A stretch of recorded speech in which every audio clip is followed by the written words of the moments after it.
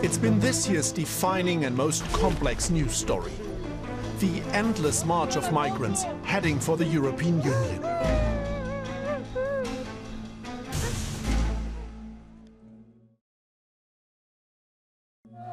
Hundreds of reporters have covered the so-called European refugee crisis, taking viewers to the heart of the story.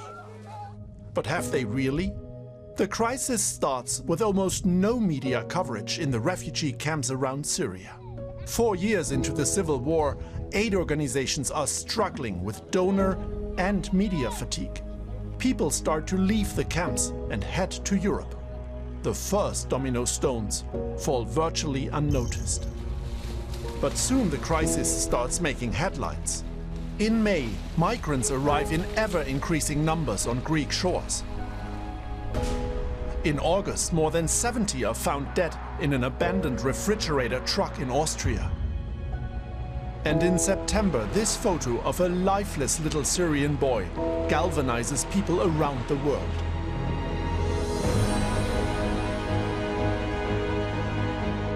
Particularly the German media at this point almost celebrates the country's welcome culture with emphatic reports about the migrants. Wir haben so vieles geschafft, wir schaffen das. Via social media, Merkel's "We'll make it" slogan also reaches the refugees. Many use their smartphones to keep in touch with their families, to share information, to navigate through Europe. The full magnitude of the crisis is revealed. An uncontrollable domino effect hits the EU. Most of them still want to go to Germany. The closed borders in Hungary, the shutdown of the Budapest train station, the long march of 1,200 migrants to Germany. The media coverage of these events is huge, but is it balanced? Does it comply with the freedom of information and speech that media usually show women and children? Why 70% of the migrants are young men and they look like an army? Is that just anti-immigrant rhetoric, or does Viktor Orban have a point? Has the media really engaged in advocacy? The right-wing movement Pegida in Germany even claims that the elites are controlling the press. The term Lügenpresse, lying press, echoes on German streets. Is this refugee or migrant crisis also a media crisis? The footage of the Hungarian camerawoman tripping and kicking migrants seems to suggest that some are more than just neutral observers. Sensationalist, voyeuristic, only dealing in emotions, not facts. Is this all that Europe's media has to offer? Now with the attacks in Paris, many no longer report on shelter-seeking Syrian families, but potential terrorists. Two of Europe's biggest stories, terrorism and migration, are merging. Politicians are struggling to keep a clear head. Can journalists? And if yes, who's listening? Thank you. Welcome. Welcome to our special panel here in Brussels today to one of the defining stories of the year, of course, and maybe for decades to come. So we know what the story is, we know what the questions are for tonight, but we don't know who the panelists are yet, and I'd like to introduce them to you now. So an old friend of ours here from Poland today, Piotr Jędroszczyk, Polish journalist, correspondent for the Polish daily newspaper Rzeczpospolita. Thank you very much for coming. We have a member of the European Parliament, Ulrike Lunacek from the Austrian Green Party. She's also vice president of the European Parliament. And she says, we should not be talking about a refugee crisis, but about a crisis of solidarity and political will. Thank you for coming. Good evening.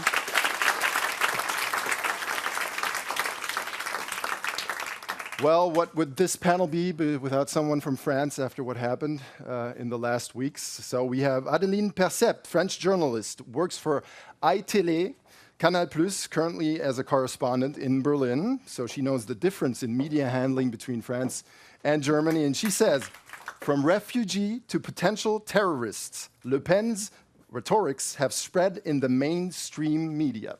Certainly something we will talk about today. Alois Peterle, member of the European Parliament, also for the Christian Democratic Party, New Slovenia. Also, of course, as you all know here in Brussels, a former Prime Minister of Slovenia, that country that's so much in the spotlight at the moment in the migration and refugee crisis. And he says the EU will get weaker if there is no sense of unity and deeper political integration. Ambition for more Europe is needed, also in the media space. Thanks for coming.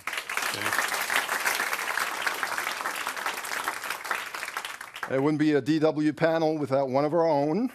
Jafar Abdul Karim, one of our stars, if I may say. He's the host of Shabab Talk, and he's also someone who's also always to be found at the center of the migration and refugee crisis. I met him in Paris, in Molenbeek. He was in Lebanon. So he's here always at the heart of the story, and he says, the way that European media has behaved shows perhaps how Eurocentric its entire worldview is. Thanks for coming, Jafar. You're welcome. Thank you so much. And we have two special guests in the public today, two who made that trek, who were on that trip, usually from Turkey, over Greece, Macedonia, Serbia, Croatia, sometimes Hungary, up to Western Europe. Mashal Kasim and Mohamed Al-Kur. More about them later on. But let me get into the first question. Piotr, your slogan is, or what you said, to sum up your position, the whole refugee debate in Poland made the true mentality of the Polish society visible, with a thick layer of xenophobia, not to say racism. Piotr, it's a strong statement. And you also told me beforehand that the Polish media regards the migration crisis as a German problem. Do you think they're only describing what they really think, what they consider objective, or are they really trying to influence the situation and have the situation stay as it is, meaning less refugees for Poland? No, I don't think so. I mean, they describe the situation in Poland. Poland as the crisis started and developed in the middle of the election campaign, and it was not a good time to discuss such a problem. And it was used by the right forces in the Polish politics, most immediately, saying, okay, this is not us, this is Germany. Angela Merkel invited those people, and Germany have the problem right now, and not we. And then there is, of course, a kind of a response from the Polish society also. There is a very tiny percentage of the population who was born abroad. There is 0.3%. I mean, almost nobody. I mean, it's a very homogeneous society. And all the strangers in the society as being seen as a threat to the society, to the very Catholic. And that's true for the journalists as well? And it's not different. It's a different story. The journalists are a different story. I mean, I'm talking about the politicians who are trying to influence, and successfully, the society, because the society is divided. In the election campaign was deeply divided all over other issues. Ulrike Lunacek, you seem quite unhappy with the way the media is handling the whole crisis. Is that only for the Austrian media or the whole media, everything you've seen so far? No, I mean, my statement, this lack of solidarity, or that is a crisis of solidarity and a crisis of political will, is more referring to the way the situation has been handled by government politicians in some member states. As for the media, I have to say I've seen different things. I've seen, on the one hand, very surprisingly so, like yellow press media in my own country, but also in Germany, even the Bild-Zeitung or some, being rather positive, sort of portraying in some areas, I don't read it every day, I have to say, but positive images of people fleeing, yeah, sort of real faces, and not just horror stories of maybe, yes, somebody once stealing something from somebody. So in that sense, by now, I think I see that some of the, let's say, more mainstream media or more or more quality media. I think there I see a bit of a shift starting with some of them usually in the past, over the last couple of months, trying to report on what is really happening, now shifting more towards saying, well, is what Merkel has said, is it really true? Yeah, can we really make it? And also reporting more on that side. That I see, and that I don't like as much, because I still believe, yes, we can make it. I know people who fled Czechoslovakia in 1968, yeah, I had school colleagues who fled Hungary in 1956, yeah. So this feeling that now those countries are saying, no, we don't want any, yeah. It's like, I mean, which EU did you join, yeah? Well, but they're not the only ones saying that, guys. I know. They're not the only ones, and that's why I would like Adeline Percept. I mean, France hasn't been known in the last weeks to say, hey, if we need more migrants, we would like to take more, but now we have something, actually your judgment is pretty harsh when you say they're talking about le pénisir of the whole terminology as well, from refugees to potential terrorists. But it is a problem, right? What's the right terminology? What do you use? Do you say migrants? Do you say refugees? Do you say families fleeing from terrorism? Do you say potential terrorists? What do you do? There is a kind of history of the words used in France in the French media.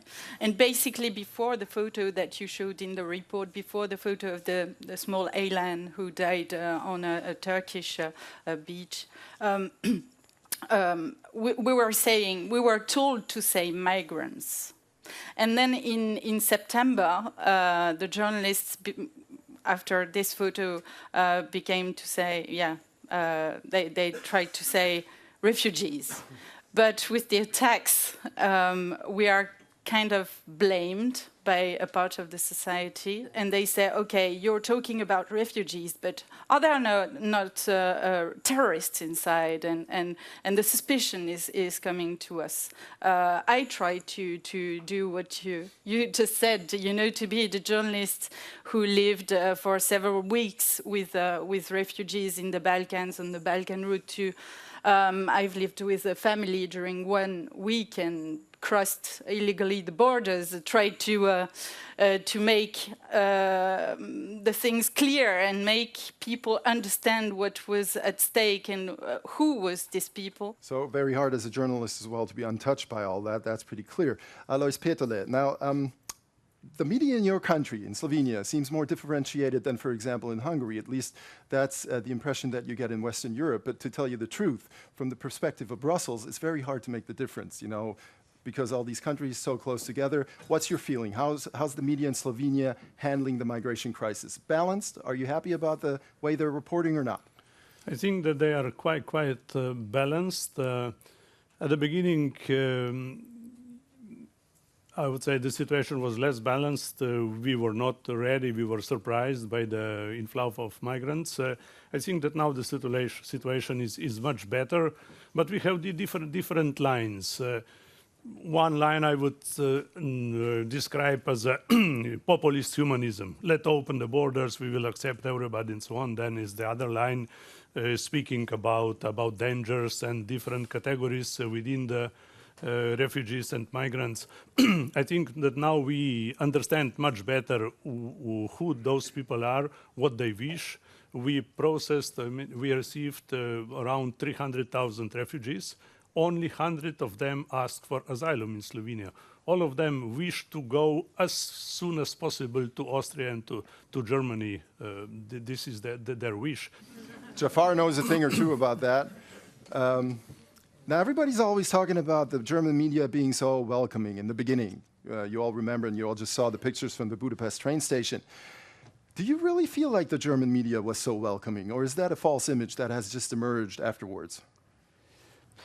I think at the beginning, German media was welcoming, and you could see it if you now compare the way it's now, then you can say it was welcoming, because now it's getting different, now it's more differentiated, now it's getting more based on information, you know, stories, and at the beginning, it was like a bit of surprise. Maybe we didn't expect this amount of refugees arriving in Germany, and it was emotional. It was based on more on pictures, not on information, and but according to my opinion, it was a reaction, because as a journalist, a lot of journalists were simply surprised by the amount of refugees arriving, and maybe they didn't know how to deal with with what happened. And also, journalists covering or reporting about refugees before the crisis, they were like only the experts doing this. And suddenly every journalist had to handle and to be part of reporting about refugees. And I mean, your reproach is that the European media is very Eurocentric. yeah. But come on, Jafar, that's normal, isn't it? You always report on what's closest to you, and as soon as it bleeds, it leads. Isn't that the mechanism of the media? Yeah, maybe, but I think that's the responsibility of the media also to know what's happening all around. Because today we're talking about globalization. You cannot say we just focus on what's going on in Germany or what's going on in Europe. We have to see what's going also behind that.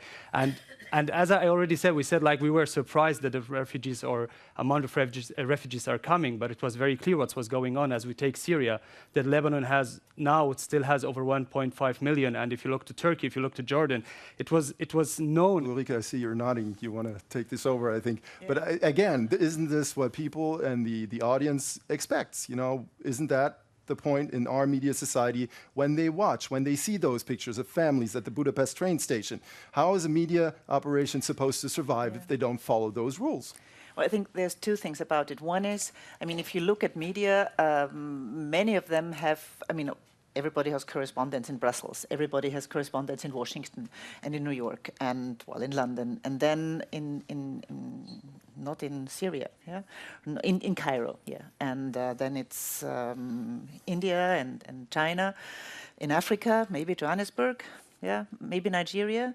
But so, yeah, Tokyo, okay, that's for even further. Right, so we have a limited number. There's a limited number, and most are concentrated in the industrialized countries and then in some spots on the other continents. But in that sense, I think it's true that there is not as much reporting on what is going on in so many places in the world where refugees live, in the internally displaced people. Yeah, it's what, 60 million worldwide? So that is one thing. I think there hasn't been enough focus on what's happening even as close as Syria.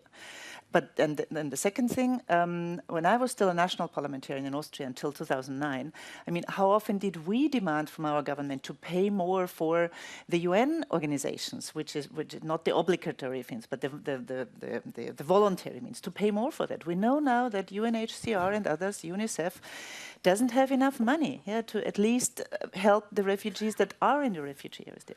And so the last thing, let me just dig in. So you're saying basically without the pressure of the media, the politicians would not give the money necessary. Yes, that's true. Because, and the third thing is, of course, I mean, we've seen pictures over years now from refugees trying to cross the border from Northern Africa to Italy, yeah? And people dying there, thousands, tens of thousands. But I know, I mean, even myself and in my own country, when the 71 people died in the truck that you saw in the film, it was suddenly here. Media should take more of that in, but it doesn't often work that way. But I would focus on the thing called responsibility of the media. You shouldn't only just report about what's going on in your country. You should about what's related to your country. Yeah. And that's what I didn't see before what happened. But now we're talking all about and everything going on, the refugee crisis. But before that, not. Even the picture of Ireland, there was a big discussion. I mean, how many islands are there before this picture was taken by the media? And let me talk about that picture real fast. Hold that thought. Okay. Piotr, publish that picture or not? Probably not. Why? Oh, because too drastic. I mean, it is too drastic. I mean, it's for me personally. Probably it is being discussed in the direction all the time. I mean, what to do with such a picture is not one person responsible for such a thing, but I think it is using kind of unfortunate situation for some purpose. I mean, even if it's good purpose. So the picture was, of course, published and made a lot of impression in Poland also. It still didn't change the attitude, I mean, of those many people.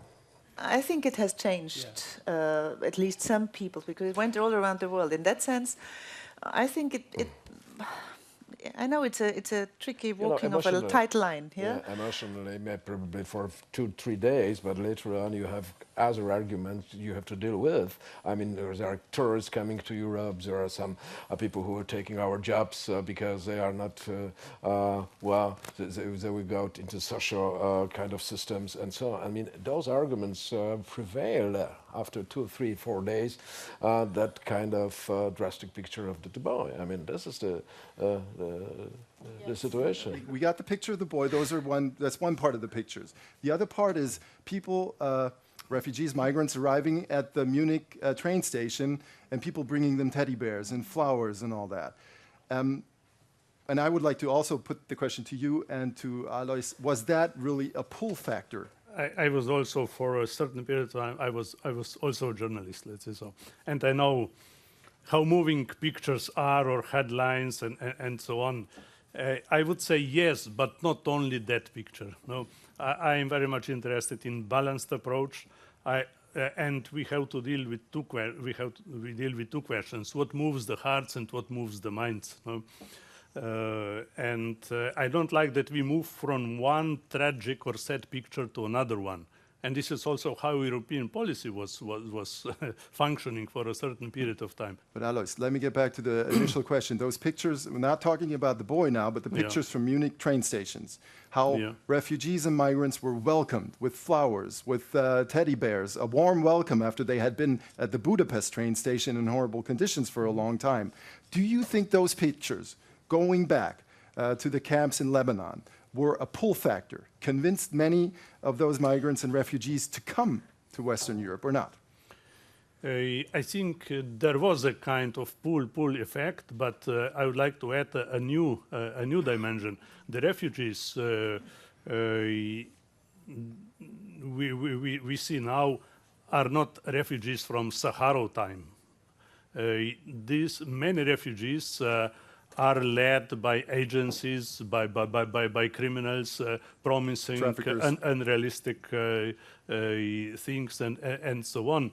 And social media, of course, are broadly used to spread the messages. And in a certain time, there was the message, Germany is a promised land. Go there as soon as possible. No?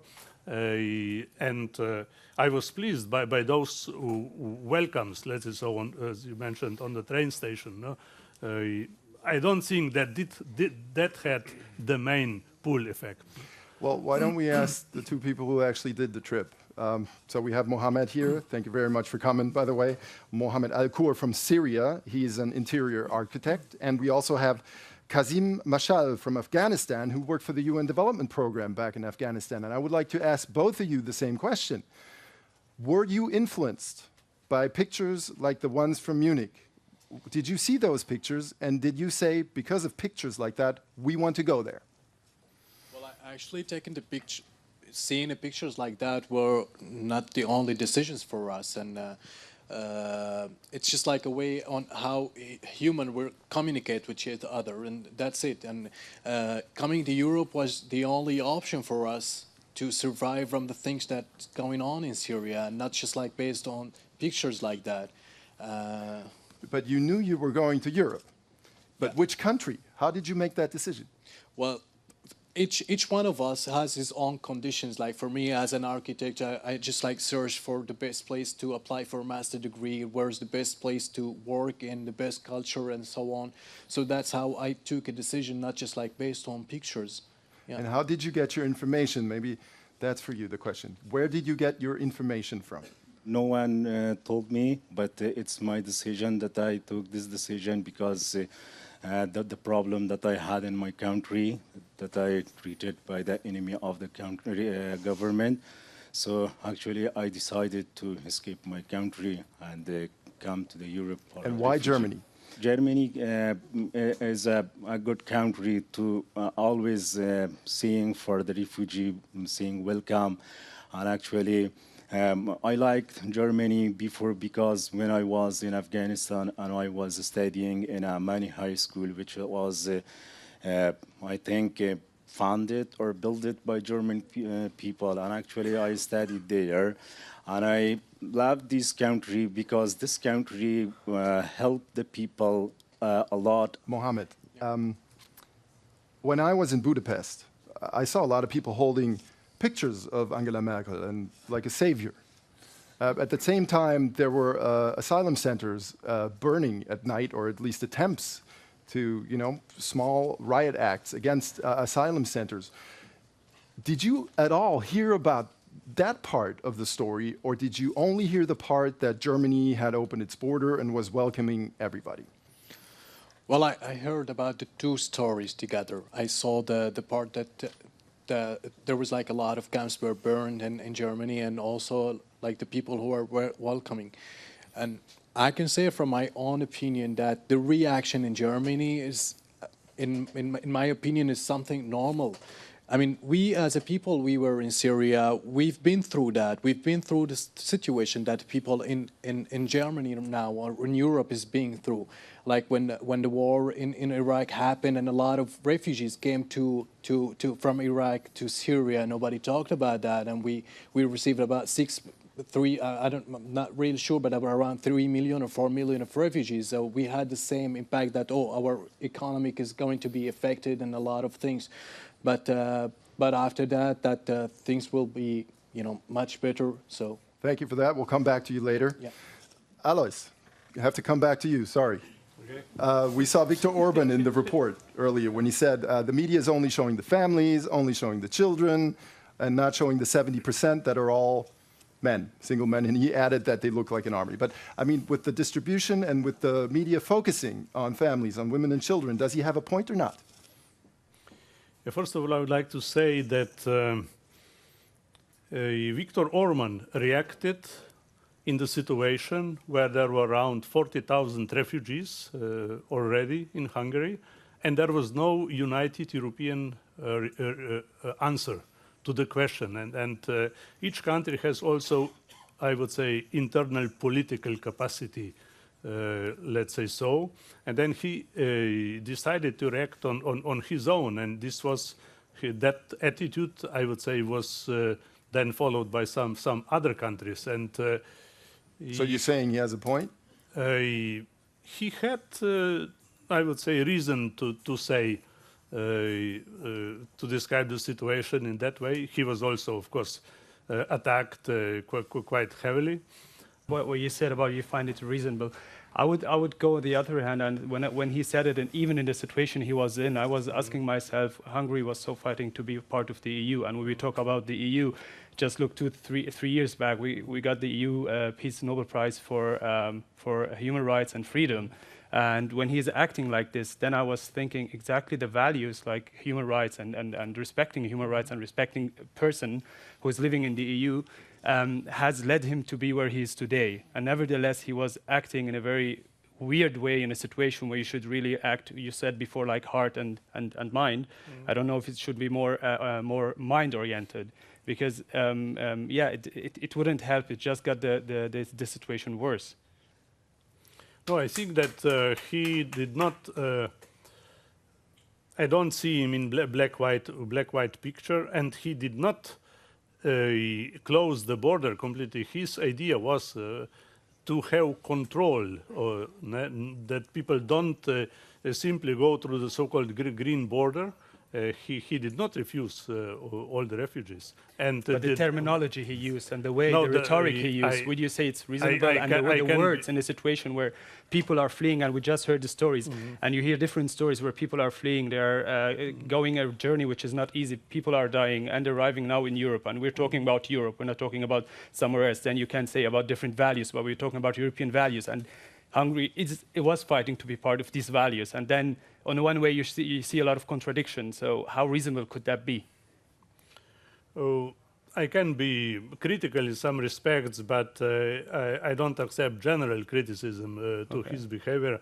And later, I would say the critics almost disappeared when we saw that Europe was not able to manage the inflow. I think we have one critic sitting right here.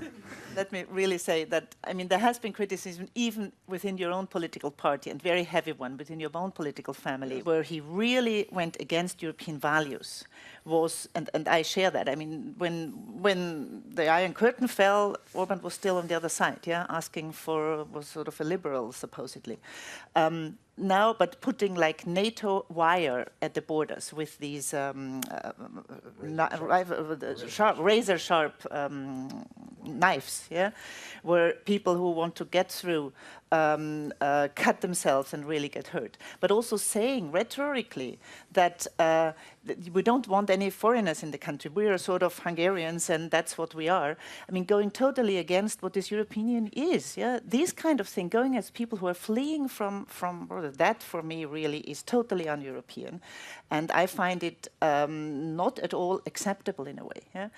Arguing with this very nationalist rhetoric. That's what, I mean, the European Union was founded on, going against this nationalist rhetoric, which has brought us to many wars in the back.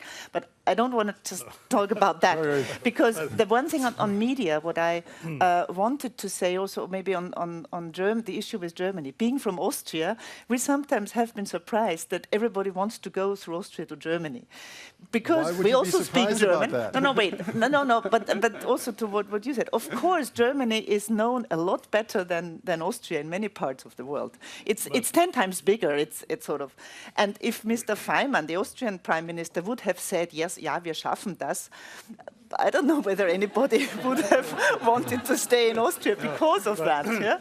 So I think it's the image of Germany and also Mrs. Merkel of being a leader, yeah, and what she says sort of works. Yeah? And also Germany being such a lot bigger than Austria, even though we speak the same language, we have the same type of government, only the other way around from the two parties. But I think it has to do with the image of Germany worldwide, yeah, in the sense of a very big economic power, yeah, right. And a country, yes, with a welcoming thing. I have to say, when people at the Vienna train station turned out at the night, sort of buying things, and we were helping refugees and bringing cakes and everything, I was happy. I was proud they were doing that. Yeah. Let's come back to the original statement by Orban, where he says the media only shows the 30%, the women and children, and doesn't show all the single men coming. Adeline, but it's a tool. I'm sure you did it as well. If you show the women and the children, you'll have more viewers. It'll be more powerful, right? I'm a woman and I'm a journalist, so I'm always. I mean, when I'm touched by someone, I'm going to film him or her and the kids, and because I quite identify. It's true. You're right. But also, I'm not sure about these figures, the 70% of men coming alone. I'm really not sure. Where did Viktor Orban information, they are the facts are they're pretty accurate. That's pretty accurate. Okay. Yeah. Yes, I tried to show everybody. When I was there, I followed a family with a man, with a woman. Why did you choose? Why did you choose them as a protagonist, although they're not representative of what's happening? Because it was the deal that my chief editor told me to do, and that's no. But I do agree, because there were so many families and so many kids who've crossed the Mediterranean Sea, and I think that we had to show them, and also we had to show other. I mean, we did other reports on other occasions where we saw many men coming alone. And what's the point?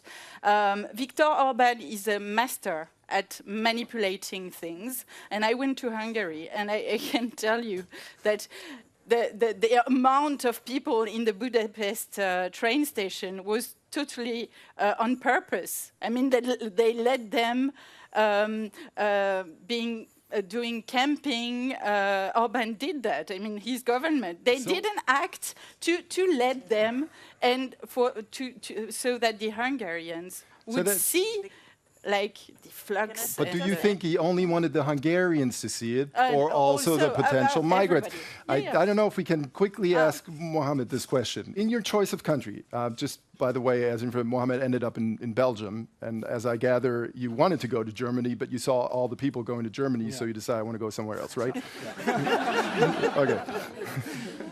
Right, and would you have ever considered, with the pictures coming out of Budapest, with the things you were hearing about Poland, to go into those places? I mean, there were virtually, nobody went to Poland. Well, actually, nowadays there's a cult that everybody's talking about. It's like the promising land.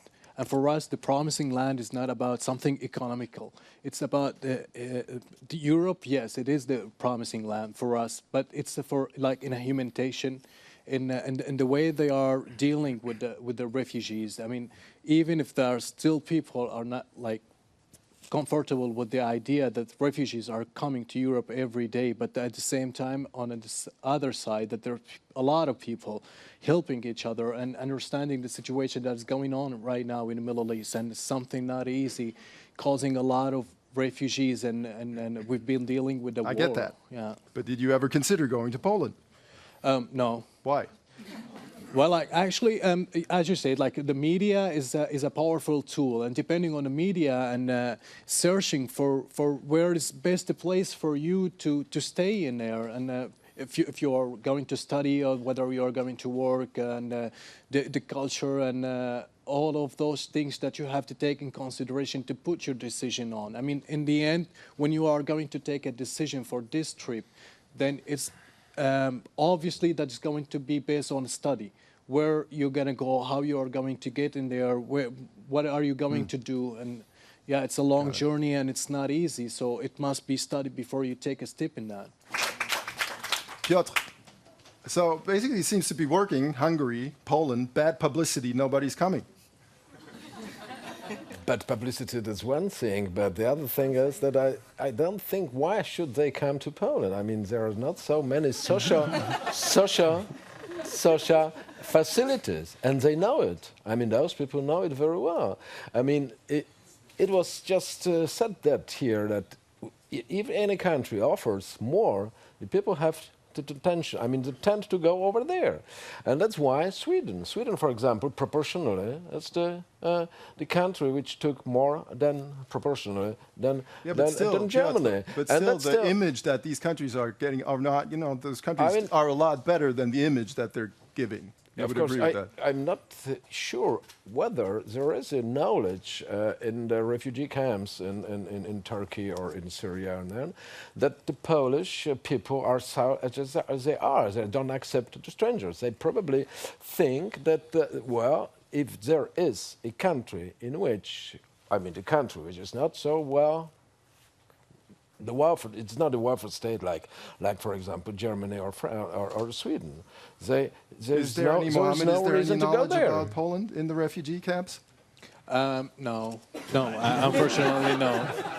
But I want to clear a point that nowadays in the media, that when you put a news, it just like go into seconds between all the people. And when the first people arrive to Germany or arrive to Sweden or Belgium, then start talking into the media that all those countries are more powerful in the economic and they can support the refugees much better than the other countries, then all the people are going to take into consideration this and they are going to follow. Jafar. Last Friday, I just came from Lebanon and I was in a refugee camp on the Syrian-Lebanese borders.